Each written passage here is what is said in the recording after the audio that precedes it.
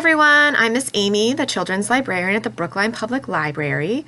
You may know that October is National Bullying Prevention Month, so I am talking about books we have at the library that deal with bullying.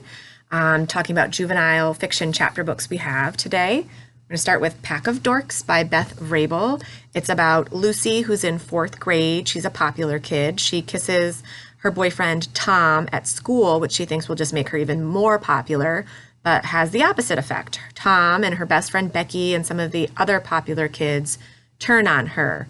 So at first she feels very alone, and then she starts reaching out to some of the other kids in class, some of whom she has bullied in the past, and finds herself with perhaps some more authentic friendships than she thought she had initially. There's also a sequel to this book called Camp Dork. Next we have Just Like Jackie by Lindsay Stoddard. This is about Robinson, or Robbie, who's in 5th grade. She lives with her grandfather, who is starting to have some memory troubles, and Robbie is very scared that someone is going to find out and take her away from him. She gets into a lot of fights, and particularly with Alex, the class bully. She's trying to be better, but she gets into another one and then gets placed into this guidance group with other kids who are having personal problems. She's very resistant, but she ends up finding out that maybe when you reach out to people, you end up with a better outcome than you initially expected. Next, we have Alan Cole is Not a Coward by Eric Bell. This one's a little different. Alan Cole has to deal with 2 bullies who live in his own home. The first is his father, who is a sort of demanding and intimidating character. The other is his older brother, Nathan, who basically just torments him. Nathan discovers that Alan is gay. He's in the closet, and Nathan begins to threaten to out him to everyone, including their father, who Alan is pretty sure will not be accepting.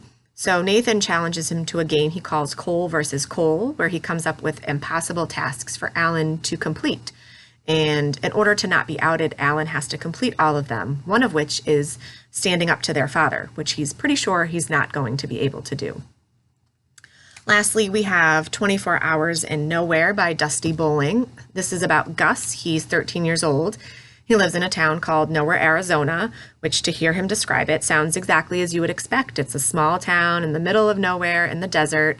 Nobody leaves, but Gus is really trying hard to get out of there. He's being raised by his grandmother. He's very smart, but he constantly finds himself face to face with the local bully, Bo Taylor, and on one occasion is defended by a fellow student, Rossi Scott, who is a competitive dirt biker, and that's her way of hoping to get out of Nowhere, Arizona.